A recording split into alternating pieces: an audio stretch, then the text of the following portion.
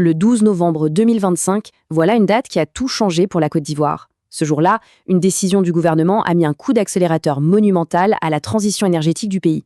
Alors comment une simple annonce a-t-elle pu déclencher la construction de 4 immenses centrales solaires? C'est ce qu'on va décortiquer ensemble pour voir comment tout ça est en train de redessiner complètement l'avenir énergétique de la nation. Alors voilà le programme. On va commencer, bien sûr, par cette fameuse annonce. Ensuite, on prendra un peu de recul pour comprendre la stratégie globale derrière tout ça, le fameux plan 2030. Puis, on s'intéressera aux acteurs, ceux qui construisent ce futur. On verra aussi l'impact bien réel sur le terrain, pour les gens, pour l'économie.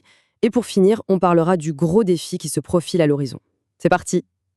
Bon, on entre direct dans le vif du sujet. Ce fameux 12 novembre 2025, que s'est-il passé? Eh bien, le Conseil des ministres a donné son feu vert. Il a approuvé les conventions qui font passer ces projets de simples dossiers à de vrais chantiers. C'est vraiment le coup d'envoi, le moment où tout devient réel. Et tout tourne autour de ce chiffre, 210,3 MW-crête. Alors, qu'est-ce que ça veut dire concrètement? C'est tout simplement la puissance maximale que ces nouvelles centrales pourront produire. Et le plus fou, c'est que toute cette capacité a été approuvée en une seule et même journée. C'est un bond géant, une accélération absolument spectaculaire pour le pays. Alors, voici où ces 4 nouvelles centrales vont voir le jour. On a Bundoukou, Touba, Latoba et Tongan. Et ce qui saute aux yeux tout de suite, c'est qu'elles sont toutes concentrées dans le nord du pays. C'est logique, hein, c'est là qu'il y a le plus de soleil. Mais retenez bien ce détail géographique parce qu'on verra plus tard que ça crée un défi assez intéressant. Ok, maintenant il faut prendre un peu de hauteur. Parce que cette annonce, elle ne sort pas d'un chapeau. Non, elle s'inscrit dans un plan beaucoup plus vaste. Une vraie feuille de route pour l'avenir énergétique du pays. Le fameux plan 2030. Pour comprendre l'ampleur du changement, il faut regarder le point de départ. Aujourd'hui, le mix énergétique ivoirien, c'est ça. On voit bien que le pays est encore très dépendant des énergies fossiles, surtout du gaz. Et c'est justement cette situation que le gouvernement veut changer du tout au tout. Et voilà la vision, l'objectif pour 2030. Le changement est radical. L'idée, c'est de faire basculer complètement la balance pour que les énergies renouvelables représentent quasiment la moitié de toute l'énergie produite dans le pays. C'est hyper ambitieux. Alors, comment y arriver? Eh bien, la stratégie repose sur 3 grands piliers. 1. Augmenter la capacité de production globale.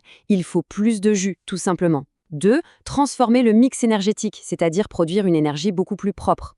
Et 3, et c'est un point clé, faire de la Côte d'Ivoire un véritable pôle énergétique pour toute la région en exportant de l'électricité à ses voisins. D'accord, mais qui sont les gens qui rendent tout ça possible? Qui sont les architectes de ce changement? Forcément, une ambition pareille, ça demande des investissements colossaux. Et c'est là que ça devient intéressant, parce que la Côte d'Ivoire a utilisé des modèles financiers plutôt malins. Et la CLI, c'est ce qu'on appelle le modèle BOOT. Alors en gros, ça veut dire construire, posséder, exploiter, transférer.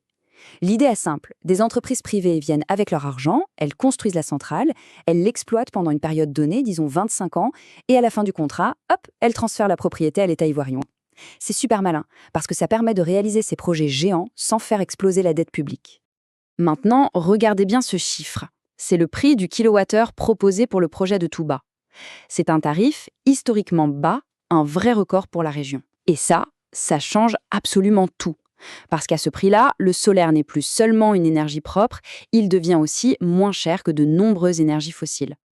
Et l'impact de ce tarif, il va bien au-delà des frontières ivoiriennes. Comme le dit cette analyse, ça établit une nouvelle référence pour toute la région. Ça envoie un message extrêmement fort à tout le continent. Oui, l'énergie solaire est devenue ultra compétitive. La donne économique est en train de changer sous nos yeux. Et ce qui est aussi très intéressant, c'est que ce n'est pas qu'une affaire de grands groupes étrangers. Non, le gouvernement a fait un choix fort, celui de confier l'un des 4 projets majeurs à une entreprise ivoirienne. Tongon Solaire. C'est un signal clair. On croit en nos talents, on développe nos propres champions nationaux pour que l'expertise reste dans le pays. Bon, c'est bien beau les grandes stratégies et les chiffres, mais concrètement, sur le terrain, ça donne quoi? Quel est l'impact réel de cette révolution solaire pour l'économie, pour la société, pour les emplois? C'est maintenant qu'on va voir comment tout ça se connecte à la vie des gens. Le premier impact, et le plus direct, c'est bien sûr l'emploi. On parle de plus de 2000 postes créés rien que pour la phase de construction de ces 4 projets. Et ces emplois, ils vont voir le jour dans les régions du Nord, là où on en a le plus besoin. C'est une vraie bouffée d'oxygène économique pour ces territoires. Et une fois que les centrales tournent, ça donne quoi? Prenons juste l'exemple du projet de Tongon Solaire. À lui seul, il va alimenter 30 000 foyers. 30 000, ça veut dire de l'électricité fiable et propre pour des dizaines de milliers de familles. C'est une amélioration directe et très concrète de la qualité de vie.